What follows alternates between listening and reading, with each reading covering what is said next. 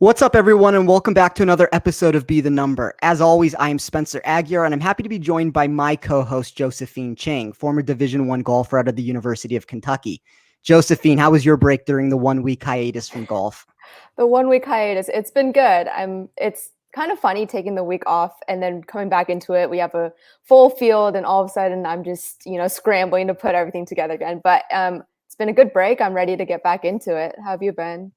Yeah, I've been good. The one thing that you didn't mention is on Monday of last week, we both spoke to Courtney Harden on his podcast called The Real Deal, where we talked about how this show came to be.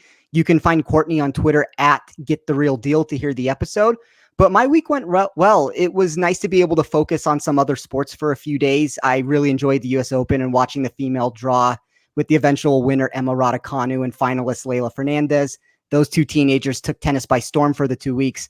And it was nice to watch some football on Sunday. As I mentioned on the Real Deal podcast that we did, I originally got into this industry by covering football, basketball, and golf.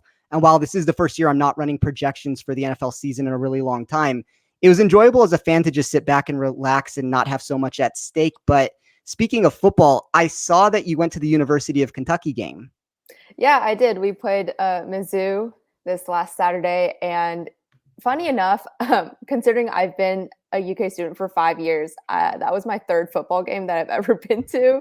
But it was a really fun game. It was a really solid game, and I think this year we look good, and we have a quarterback that can actually pass the ball. So I'm excited to be able to still be here and probably go to a couple more games. Yeah, I haven't been to a ton of UNLV games myself, but I think the reason why I haven't gone is just because of how bad we are. I mean, we're lucky to win games ever. And when you look at our players historically, like we had a quarterback, Randall Cunningham, in the 80s.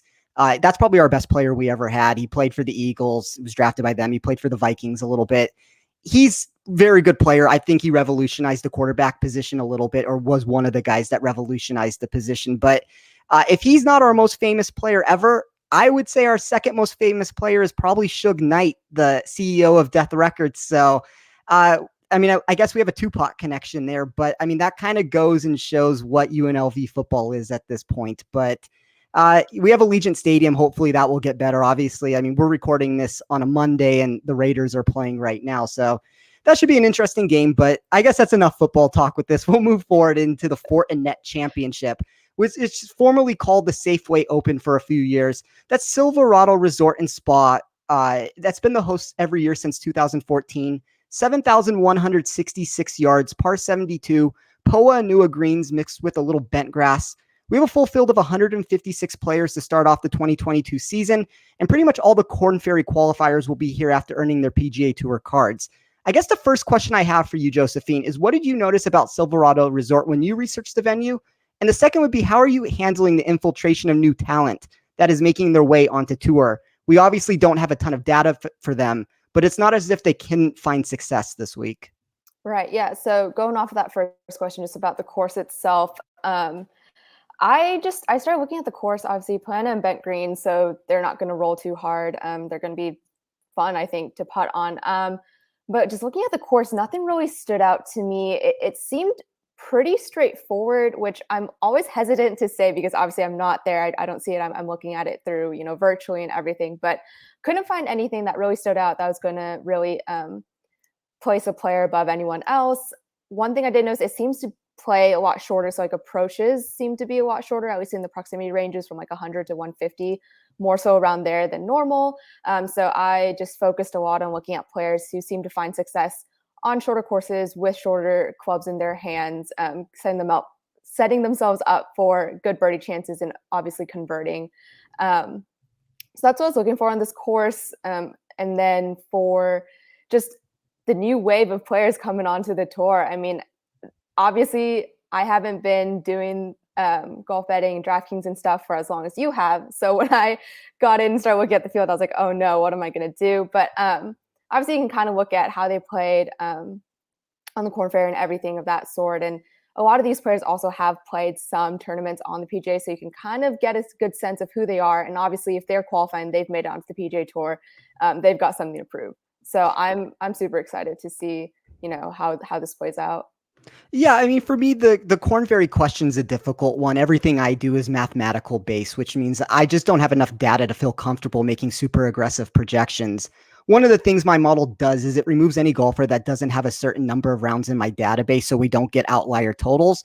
But I did feel the need to rewrite some of the codes under the ranking section to at least get a general feel for what players have done in particular categories. And as you mentioned, it's not as if these guys have zero experience or a lot of these guys have at least a little bit. We have a tournament here and there with it. So I use that data for what it's worth. I mean, yes, it gives you an outlier total here and there, but I think I'm running enough categories that nobody seemed to stick out poorly in a way that made it like to be so ridiculous from it. But as far as the course is concerned, Silverado Resort opened in 1957 and has undergone some restorations over the years. Robert Trent Jones in 1967 and Johnny Miller in 2011 would be the two most prominent figures to make changes. But the biggest headline to me was how fires damaged this area in 2017 and 2018.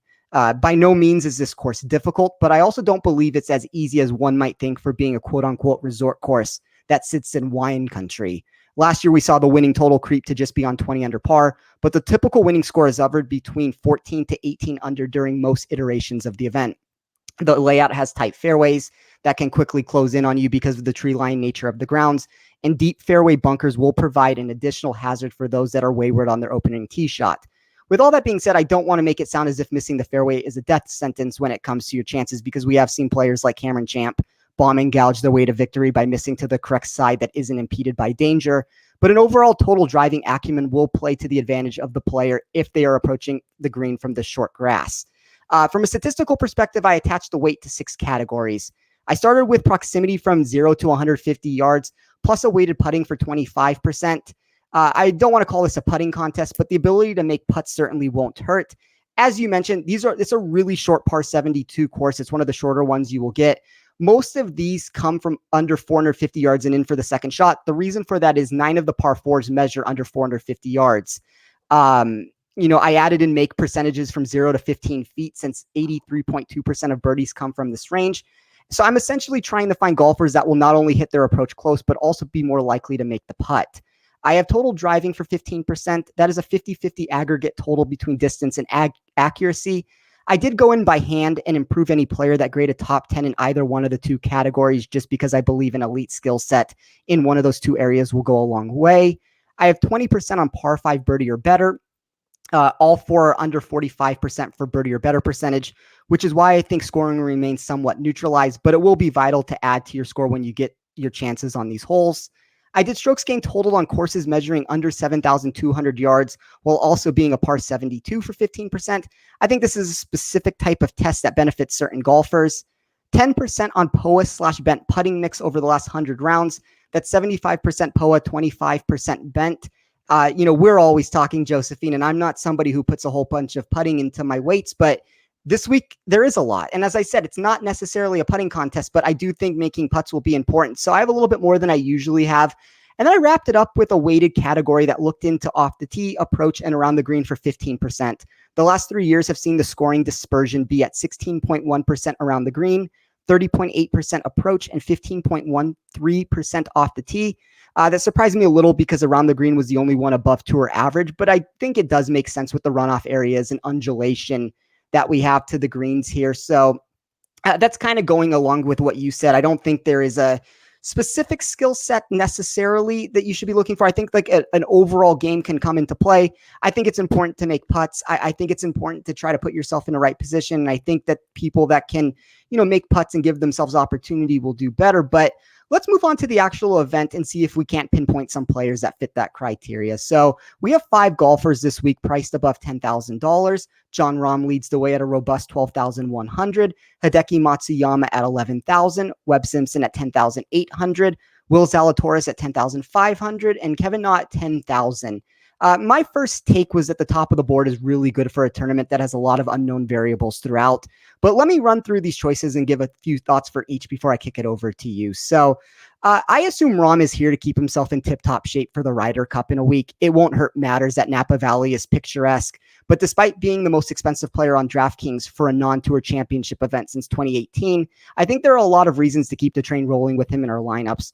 Rahm is averaging a fourth place finish over the last 10 weeks of action, and the cheaper options on the board aren't significantly worse than the players priced above him from a talent perspective. Fitting Rahm into a lineup is easier than it appears, but as always, I will keep an eye on ownership to make sure it doesn't run wild. Anything sub 40% feels like a gift to me, and I do think cramming him into lineups with high-end choices will be easy enough to do. We have Hideki Matsuyama at 11,000. I think Hideki's fine from a statistical perspective. Anytime you get him away from Bermuda, the putting splits do improve, and he ranks 5th in par 5 scoring and 9th in total driving. But I just don't love where his game is trending with 3 straight finishes outside the top 40. I've mentioned this on previous shows also, but the time to play golfers like Hideki are when they are cheaper and don't require as much win equity to pay off their price tag. So for that reason, I'm probably out on him. We have Webb Simpson at 10,800. Webb probably makes the most sense if you're trying to pivot away from Rahm, but I also think you can play both together and create leverage on the field by starting with a more top-heavy approach. I don't think that is a necessity when it comes to lineup construction, and there are some other players below that I like that would get priced out if you took this route. But what I am trying to get at is Simpson will be included in my core.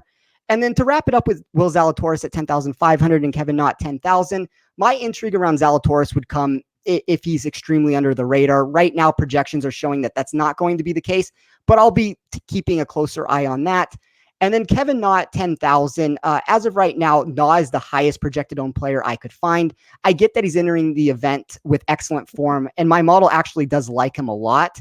But I think you could make an argument that if he wasn't bringing this form into this week, he could be $1,000 or $2,000 cheaper. So that's kind of what I'm usually trying to avoid, is when, you know, the price, the ownership, everything else is being baked into a golfer. I don't think it's impossible that he beats me, but I can live with the result that isn't a top 2 or 3 in GPPs, which is why, you know, I still think asking a ton of a volatile golfer. But that was a very long-winded answer between that and the course history. That's usually why I throw it over to you with that. I for some reason decided to take the reins with that. But what did you see when you looked at the board?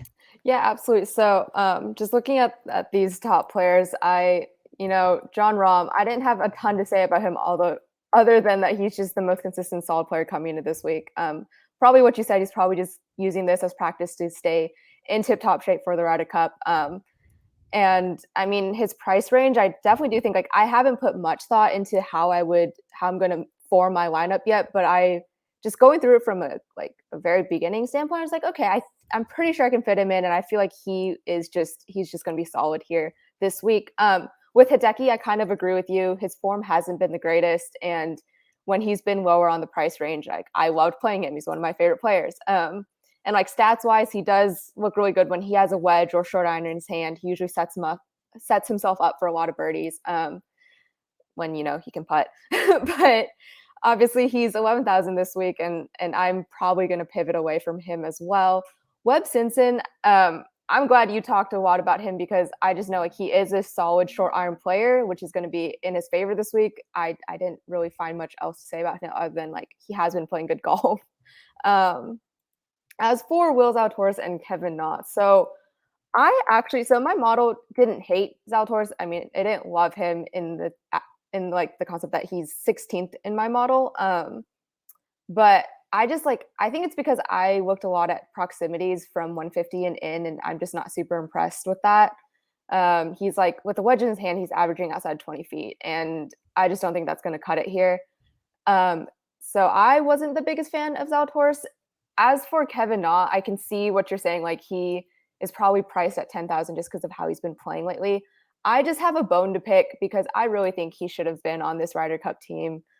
Just how well he'd been playing coming down to the end of the season. But I mean, not my decision. He's not on the team, is what it is. But I guess if I'm going to play Jon Rahm and I want to keep it pretty top heavy, I don't know why. I would want to stick with Kevin Na. I know he is a volatile player, but I think he's got that confidence in him right now to continue his streak of good playing. So I guess, I'm sorry, continue, Josephine. Oh, I was going to say, just like at the top, I feel like Jon Rahm and Kevin Na would be my 2 picks here. I guess the one thing I will say about Kevin Na, and I'm curious to hear who you would replace if you put Kevin Na on the team, who you would take out with it. I guess the one thing Na has going for him is he is going to try, I would assume, to prove Steve Stricker wrong, that he should have been on the team. And he is the type of guy who's fiery like that. So, I mean, I'm not going to be shocked if he gives you a good performance here.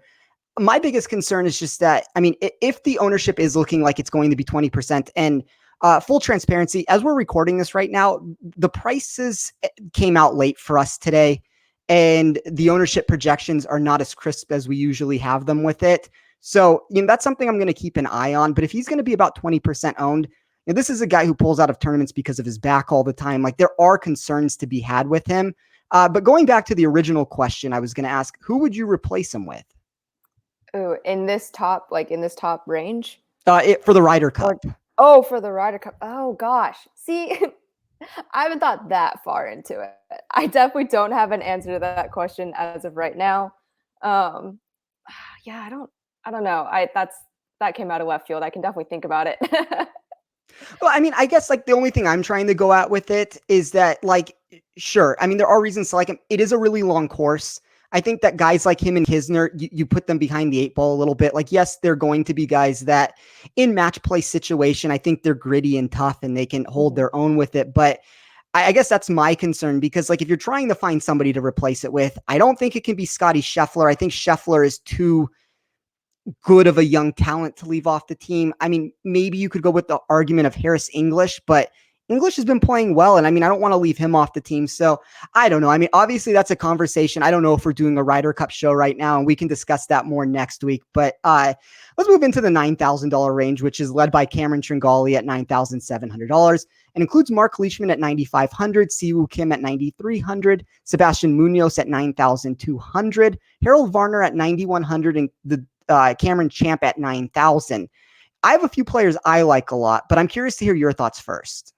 Yeah, so this range, it's kind of funny. I was expecting the $9,000 range to be a lot more players. I'm not really sure why. So when I saw how few there were, I was like, oh, cool, this is kind of nice. But for this range, so I liked Tringali and Harold Varner III the most in this range. And so for Tringali, it's just I looked really a lot at proximities. So just he has solid short range proximities. Combine that with the course history, like he's played here in the past 5 years, and obviously like his finishes haven't been the greatest. Like he missed the cut last year, and he's been like within the top 50 from 2019 or 2017 to 2019. But my thing is like he does seem to know the course, and like his game seems to be trending in an okay direction to where I think he can maybe push it a little further this year and have a better finish than what he has shown before. And then for Harold Varner III, so he's played here in the last 5 years. He's had 3 top 20 finishes, and he's also played really solid golf at the Northern Trust and at the BMW with like top 15 finishes, I believe. And so just within this range, I kind of just looked at how they had been playing there, and they also rank really well in my model, which just goes to show that like their proximities and everything for just a shorter course sets them up to make birdies. As for the people I didn't like as much in this range, so my model did not like Mark Leishman that much. Obviously, he's had a 3rd place finish here in 2019, but I just don't think his game is really solid right now. He's not making a lot of birdies. He can't seem to avoid the bogeys and save par. So I didn't like him in this range. And then Cameron Champ as well at 9,000. My model absolutely destroyed him. And I think it's just he has horrendous approach proximities, and his short game is not where it needs to be. So I simply just would not even think about playing him. But the player that I wanted to ask you about, where does your model have Sebastian Munoz at? Munoz overall 17th, upside 24th, safety 31st.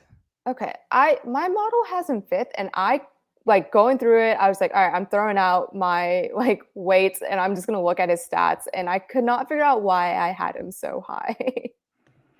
I mean, looking at it with what you said, I would assume it would be. Did you include total driving into it, or? No, I didn't. What is the stat? I mean, I guess he's 12th in proximity from 100 to 125 yards. I would assume that probably. Oh, I do have total driving in it too.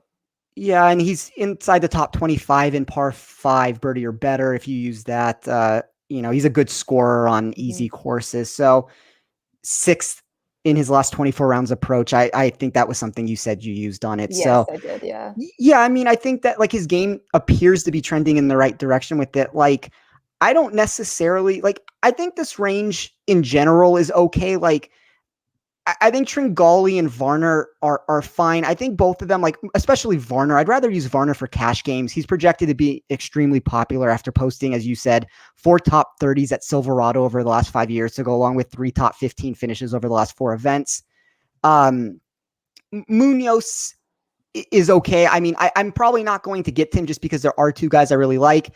And then the thing with Champ is so volatile in both directions. Like he gives you, like he's going to bomb the ball away. And if everything comes together for him, I think there is a recipe where he wins, which we've seen. He's won this tournament. So like that's the one positive thing. But to me, that's not the 2 guys I like. And funny enough, one of the guys you mentioned is one of the ones I like. And I'll start with him. So I like Leishman a little bit this week. He ranks 3rd in the field at short par 72s. He's 20th in short iron proximity between 0 to 150 yards and is 1st in long iron proximity, which should increase his par 5 scoring average since these greens are reachable for players that possess, the ability to control their ball flight from a certain distance. I think there's a reason why he came 3rd here in 2019. And he's somebody I'm going to give a look at in GPP contests. I do think he's a volatile play. And the other one that I really like is I like Siwoo Kim. I think Siwoo Kim's going to go under the radar because of his recent form. It looks horrible on paper. He's 143rd in this field over his last 24 rounds with his irons. But it's important to note that not all strokes gained data, is built equally with it. Kim lost 16.8 shots with his irons alone at the WGC St. Jude. I think this is a type of venue that's much more conducive for him to find success. He ranks 3rd around the green, 26th at short courses, and 7th in par 5 scoring. And I think we can get some upside here at low ownership. So I'm going to be interested to see where Leishman and Siwoo Kim end up coming in. To me, those are my 2 favorite guys. I think Varner's perfectly acceptable for cash games. I always worry a little bit about Varner's win equity. He seems to not come through when it matters, but I'm not going to talk anybody out on him on GPPs. Like, I know he's a popular bet this week. I think there's some sense that can be made there. I think Tringali is a fine argument also, but that's where I'm at. But in the $8,000 section, if we move a little bit below that, when I was mentioning that, there's players like specifically in this range, when we look at the $6,000 section, I don't think there's a big difference between some of these guys, which is what makes me kind of want to avoid the $8,000 range in general. Most of these guys typically would be low $7,000 players in a normal field, which is the reason why I'm going to avoid it for the most part. But before I take the show completely off the rails, there are a couple guys I like, and let me talk about the one from a safety perspective. So Ches Reeves fine for cash at 8,500. 5 top 33 finishes here over the last 5 years. Recent form also looks good. It's just that the ownership's going to be high, as I mentioned. For GPPs, especially those of large field variety, let's start with the player that will be less controversial of the 2 that I'm going to mention, which is Brandt Snedeker at 8,300. Snedeker has a 2nd place finish on his resume here in 2018. He has averaged 4.8 strokes with his putter during his last 4 starts at Silverado, which isn't necessarily a positive on the surface if the flat stick is what is carrying him. But it does show it is a surface he likes. For a golfer that relies heavily on his putting to begin with, I think that's a good thing. And he's one of the better players in this field when it comes to short iron proximity, ranking 4th from within 100 yards and 4th from 100 to 125. Now, the second golfer, which I think most people are kind of going to be able to guess where I'm going with here. And I have made a pact before that I am not going to play this guy. And this is not somebody that I ever mention. And we talked about him a couple tournaments ago and he was dead last on both of our models, but I like Phil Mickelson at $8,100. I know the recent approach numbers are troublesome, but we've seen this from him throughout his career where these short California tracks help him to discover his upside.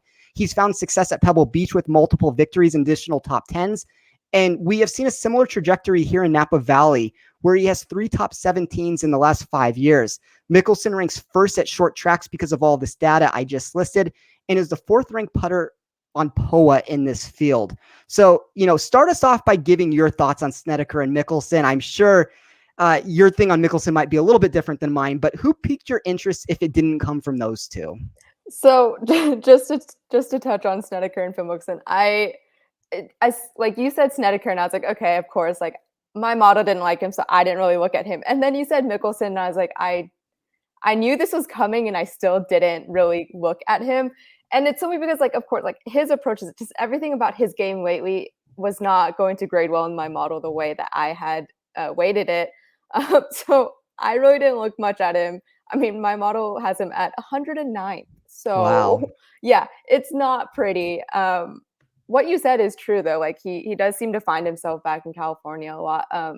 Like his game seems to figure out a way, but I can't bring myself to want to play him, which is just really funny. I think this is the most that we've ever disagreed so far on this show. It's good. I mean, it's good. It's good banter between us to, have some things that are different with it. And I think that's what makes the show interesting. So, I mean, all the different opinions that we have are a good thing. Yeah. As for Snedeker, I just briefly looking at his stats and what I would want to see. I mean, he's not horrendous when it comes to making birdies, but just I feel like his short game, avoiding bogeys. I mean, yeah, he's got great proximities with his short irons, but I just don't know how that's going to play out overall. Like he's not the longest hitter in this field. I just don't know how I feel about him. I could do some more research, but I'll say this. I heard an ambulance going off in the background as you were talking about Snedeker. So maybe I might need to reassess the situation if that might be a bad omen of some kind. But I don't know. I like Snedeker a lot. And as far as Mickelson goes, he's 15th in my model from a GPP perspective. So that puts him as a value across the board. And he's, as I said, the ownership, let's see where this comes in with him. I can't imagine that he's going to break the slate with what he comes in at for his projection. I mean, right now I see him at about 5%. Now, by the time this airs on Tuesday, he might be double that. I mean, so I kind of want to be careful on giving ownership projections today with it. But if he's anywhere near 5%, he is the GPP guy that I am really looking at in this range because I think there's a lot of upside there. But okay, so if it's not those two that you like, who do you like? So I don't actually know this name at all.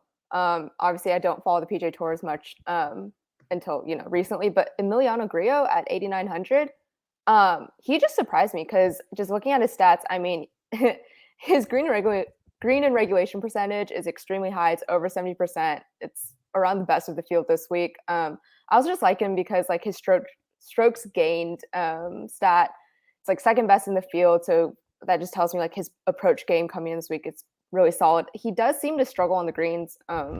So I feel like I might need to dive into that a little bit more, but he's played here in the last 5 years. So he knows the course. He missed the cut in 2019, but he's had, I think, 3 top 30s. So I kind of just looked at him as maybe being a safe play. Obviously in this 8,000 range, I don't know if I'm really just looking for only a safe play. So that's someone I kind of wanted to dive a little deeper into just to look at. And then you mentioned Reeve. I think I kind of like him too. He has course knowledge. He's had success on this course with the third place finish. And I think he's got the game that sets him up well for having short approaches. The only thing that concerns me is he doesn't seem to make a lot of birdies. He doesn't seem to convert on par fives as much. And I'm wondering if that's a putting issue or what have you. I don't know if you know the answer to that.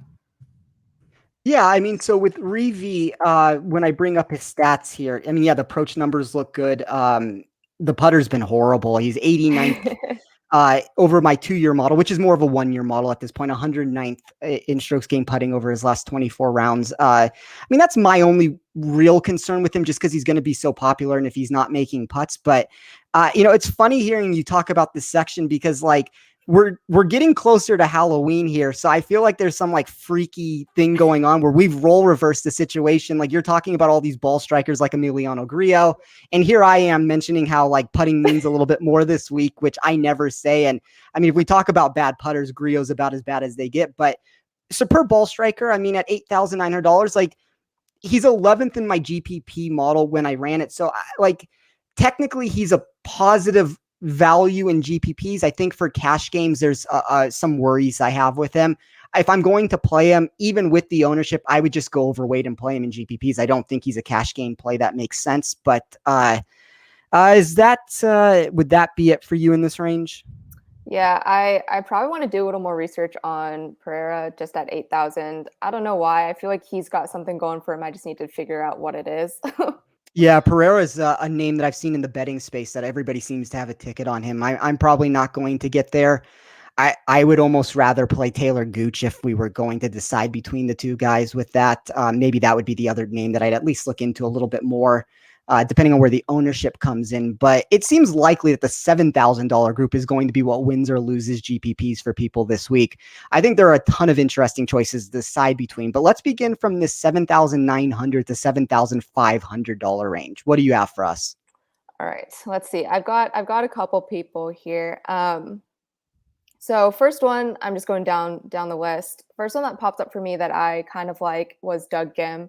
14th place finish last year. I just like how his stats look when it comes to like shorter courses, and also just his overall birdie or better percentage. Like I think it's like over 22% or something like that. So I think if he can get his putting under control, I think he's got a good chance to. Oh, this is funny. I am just being like, I'm going to ignore the putting this week. It's really funny. I think he's got a good chance of putting up some good scores. And then just right under him, Roger Sloan at 7,800.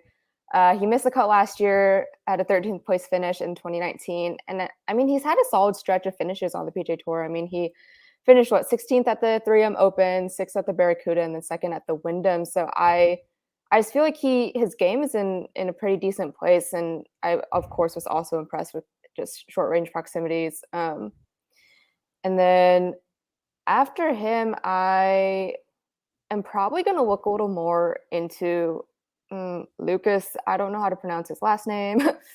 Herbert. Okay, yes. I was like, I wanted to say Herbert, and I knew that wasn't right. I want to look a little more into him. I'm not really sure why, but my model put him at 31st, and I thought that was interesting and something to look into. Not sure if you have anything on him. My model has him 31st also. He's 17th from a GPP perspective, and him and Sloan were the two guys I gave a look to that I'm going to also take a deeper dive as this goes on. I think my biggest concern with Sloan is he just missed the cut at the Northern Trust. I'm a little bit worried that his game might be trending in the wrong direction, because when you get people like him that give you a couple big results in a row, that's usually above their level of actual performance that you should expect from them. Which is one of the problems when he gets priced at $7,800, like it's being baked into it. But my model liked him. He's 18th overall for me. He's 34th from a GPP perspective, which I guess makes him a little bit safer for cash games. And Herbert was the other one I was going to dive into a little bit more. I haven't made quite a decision on him yet, but for me, the guys were, Doug Gim's going to be very popular at 7,900. He ranks second in my model for upside, but if the ownership starts to run wild, he's volatile enough where I think you can safely pivot elsewhere. The data is still a little too fresh for that decision to be made, but I just wanted to throw that out there that I think ownership will decide a lot for me on him. Pat Perez at 7,900 appears to be one of the safer plays on the board. 4 top 30s in his last 5. He also posted a 9th at the venue last season. He's top 25 on both bent and POA green. Strokes gained total on par 72s under 7,200 yards. Strokes gained total over his last 24 rounds, and par 5 birdie or better. There seems to be a lot to like there. Another guy that I never really find myself onto would be Charles Howell III at $7,700. I think he's a really good pivot away from Brendan Steele, who's won this event back-to-back in 2016 and 2017. Howell seems to have playability across the board and ranks 4th for me when looking at my overall model. And I'm going to stop at Ryan Moore and Dylan Fratelli at 7,500. Moore has missed 3 cuts in a row, but my upside model loved him because of the missed cuts. They're just coming, just outside of the number every single time. I think that he's playing a little bit better than the results look. I worry a little that his par 5 scoring holds him back, but he's the number 1 short iron player in this field. And Fratelli, once again, another guy I don't really ever play, but it feels like an ideal spot for him. He's a good total driver that is long off the tee, ranks 8th overall in distance. He ranks 23rd in my category of proximity from 0 to 150 yards plus weighted putting. That's the sort of upside that I'm trying to shoot for these lone golfers that, randomly pop. So we've seen it here before, 2 top 25s in his 2 attempts. So for me, as I said, I'll be keeping an eye on Gim and Herbert. I'm going to work in Perez, Howell, Moore, and Fratelli. But as we move into this next range and down into the low 7,000s, you have a friendship with one of these players. So speak about how you became close with him and continue on with anyone else that still has a 7 to start their price in front of their total. Yeah, absolutely. So this hits home for me. So Sahith Theegala, he is a year, in terms of school-wise, he's a year older than me. But we both went to Diamond Bar High School. And it was crazy because we weren't super close in high school. We were just both on the golf team. I mean, we had a ton of players come out of Diamond Bar. We all went D1. We all got scholarships. It was phenomenal. But he played at Pepperdine, and I mean, he had a phenomenal collegiate career. Obviously in 2020, if you haven't heard of his name, he literally swept the Player of the Year honors. What is it? The Haskins Award, Jack Nicklaus Award, and Ben Hogan. I mean, he swept the boards with that. And it was just amazing to watch because he also was coming off of wrist surgery. And so when he actually came into town, so I'm still in Lexington, Kentucky, he came into town to play the Barbasol on a last minute sponsorship exemption. And so we actually caught up, we got breakfast, and we were just talking, and I was like, hey, like, how are the wrists? Because he still had this horrendous wrist tan from having it like wrapped up and everything. And I was like, how's it going? Like, and he said, honestly, it feels good. He just keeps it there because his wrists are used to it. We're used to having that extra support, but he's been playing super solid golf. And so when he made onto the PGA Tour, I mean, I immediately texted him and I was like, I see that your name is on this list, and I like hope it's not a joke because this is phenomenal. I'm so excited to watch you play. But he's definitely someone that I am really, really excited to watch play on the PGA Tour. And also he's just got insane grit and this infectious personality. So super excited. My model didn't grade him super well, but he did play here last year and had a 14th place finish. So pretty excited about that. As for anyone else down in this range, I think, yeah, I didn't really have much of anyone else. I'm so sorry for that siren outside. We live really close to a hospital.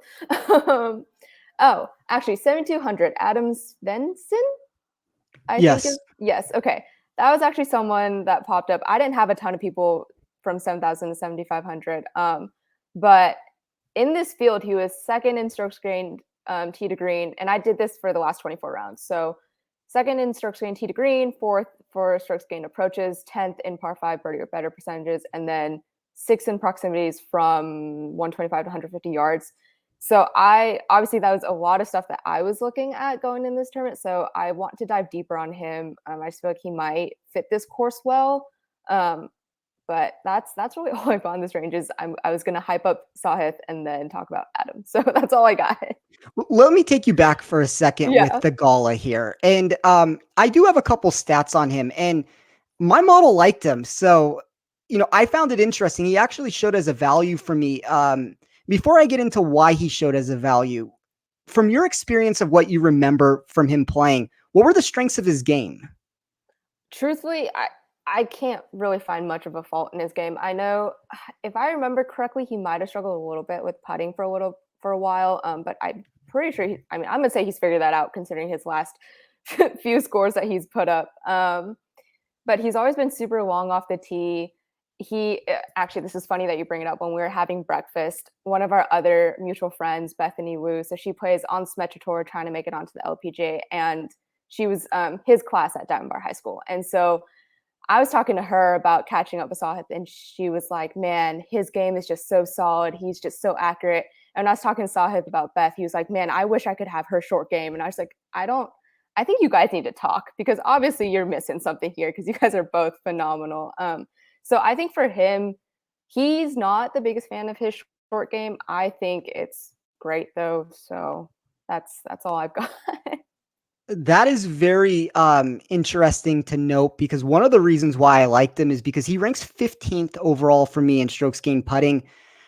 He is 27th on bent, 55th on POA, but 15th overall for putting, which gave him a 38th place rank when I mixed the two numbers in together. The around the green stuff is a little worrisome. He's 86th there, but the putting and the par 5 scoring is really what stuck out. So he was inside the top 15 in the putting. He was inside the top 25 on par 5's birdie or better percentage. Maybe that's the distance that comes into play a little bit for him. I just think that's a good combination to find success on a course like this.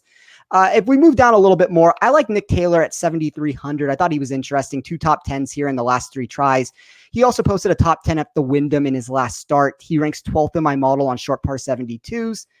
Adam Schenk and Lanto Griffin at 7,300. Lanto's probably GPP only with the form he's bringing into the week, but he does rank 12th for me from an upside perspective. Schenk has made 6 of 7 cuts in a row. And I also liked both Patrick Rogers and Scott Percy at 7,000. So Rogers played his college golf at Stanford, so he's used to the area, and he's finished inside the top 46 at the venue over the last 4 years that he's played it. Percy's another West Coast guy himself that excels on shorter tests, and I'm curious to see if ownership catches up with him. But right now, he's my favorite sub 1% owned play if that holds true at this point. We'll see if it does, but he's a guy at these short tests that always seems to give you a little bit more upside than you would expect. But let's wrap this up with some dart throws we like at the very bottom. And I'll start with a handful here. So Andrew Putnam at 6,900, back-to-back top 36s at this course. He's going to need his putter to get hot, but 27th in this field when it comes to par 5 scoring. The shorter test should highlight some of his strengths. Jason Duffner at 6,800. You can at least figure out a blueprint for how he could find success. The putter is going to have to improve greatly, but he has gained in 2 straight starts and ranks 6th in this field in proximity between 0 to 150 yards. Mark Hubbard, 6,500. I assume Hubbard will be one of the most popular plays in this range, but short courses are always better suited for his game. He has 6 top 51s over his last 7 starts. Kevin Chappell and Andrew Landry at 6,500 have proven PGA Tour upside. Chappell has been overcoming a wrist injury himself, actually, over the last few years. But the start of the new season at a shorter test might help. They've combined to make the cut every time they've played this since 2017. And the last few that I'm going to give a look to would be JB Holmes at 6,300, Aaron Badley, and Bill Haas at 6,200. You know, there's a proven pedigree in those players for why I think they have found success in the past at this course.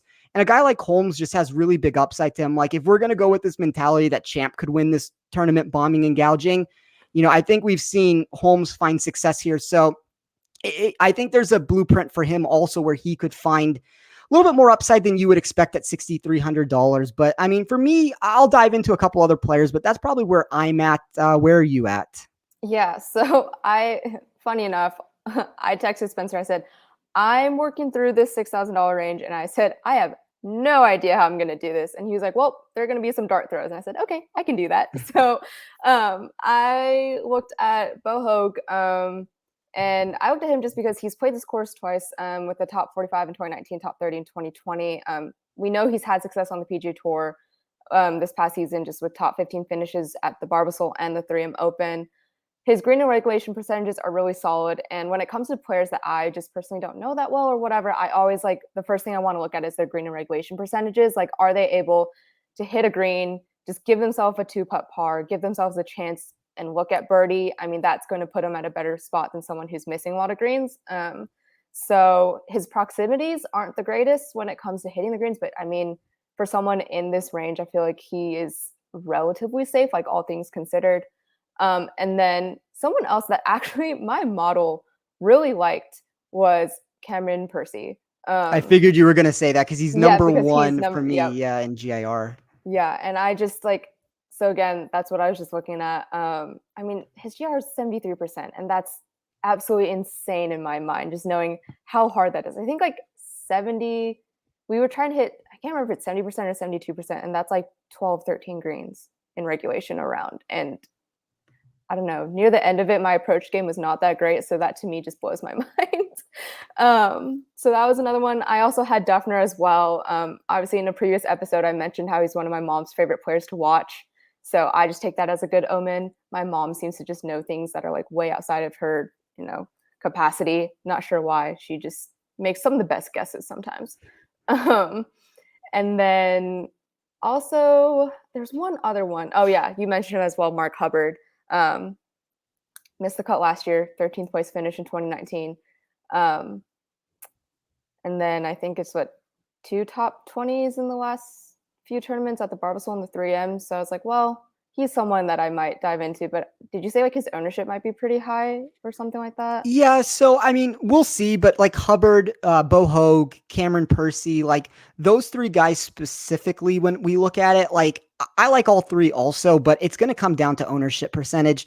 Depending on where your model puts them, and mine aren't, they're good values. I mean, they're not such good values to where I necessarily want to start throwing darts at $6,000 options in GPP contests with it. But I think Hoag and Percy and Hubbard. I mean, let's see where the ownership comes in. We'll get a better idea on Tuesday and Wednesday. And decisions can be made there. But I mean, as far on the surface level of it, yeah, Hogan, Percy, like, I mean, their GIR percentage is so high. Them and Duffner was what I was trying to make a decision on. And I went with Duffner just because I think the ownership is going to be lower between the three, but I don't have a problem with either one of those two. Okay, yeah, that was really all I had in the 6,000 range. They were just the ones that probably graded the highest in my model, so I just dove in and looked at them just briefly, and probably will do some more research as ownership like percentages and everything come out and are more solid. Yeah, I mean, if I'm just going to throw out some random names right now that at least are showing as a positive value, like Bryce Garnett at 6,700. I mean, and there's a reason why I didn't mention these people. Like, they didn't quite make the cut over the people that I said, but I mean, there was a reason or another of why. I mean, I at least gave them a look. But Bryce Garnett at 6,700. Kevin Tway's had some success out here in the past at 6,600. I'm going to do a deeper dive into Lee Hodges. I don't know a whole ton about him. I mean, some of these Korn Ferry guys, we'll see where those stats are coming from and over how many tournaments. But that's probably about it for me. I mean, Dylan Wu, maybe like at 6,400. Is he, that name sounds really familiar. Is he also a recent graduate from Korn Ferry? Why does he look really familiar? Sorry, I'm Googling him real quick because his name. Oh, I think if he has a twin brother that also plays golf, I think I know his twin brother. Brandon Wu? Are they brothers together? I don't know. Wait. He looks really familiar, and I want to say his brother is the one that we played a tournament, like an AJJ tournament in California one time, and played the practice round together. He looks really familiar. I'll figure that out, and I'll bring an update on the next episode. Is it Jeremy Wu?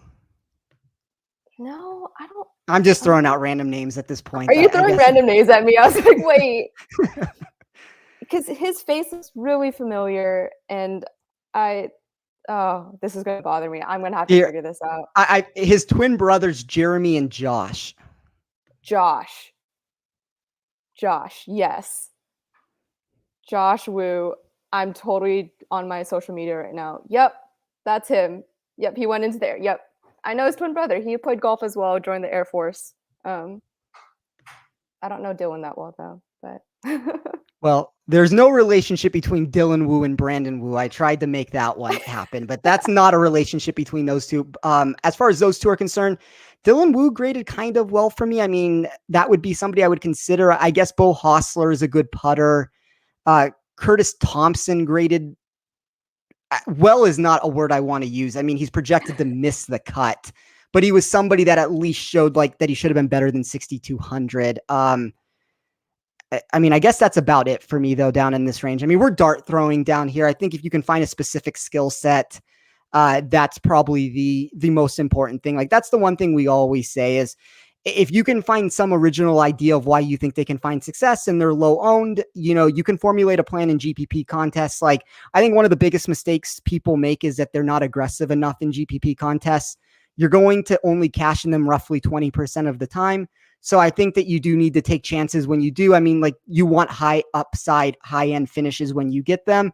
That doesn't mean to go play every single person at $6,200 and hope to get lucky. But, when it comes to roster construction and ownership, you can kind of deep dive into that and make some decisions. And if for some reason you start a lineup with Rahm and Webb Simpson, you're going to have to be all down in the $6,000 range. So, I mean, that would be my, I guess, point to just think of with that. But, that is going to do it for us this week. I guess I don't know if we have a Ryder Cup show next week. I guess we'll see what happens with DraftKings. For the time being, we'll pencil it in that maybe we'll do a little something. I'll let you give your Kevin Na take of who he should have made the team over on that. But Josephine, tell everybody where they can find you.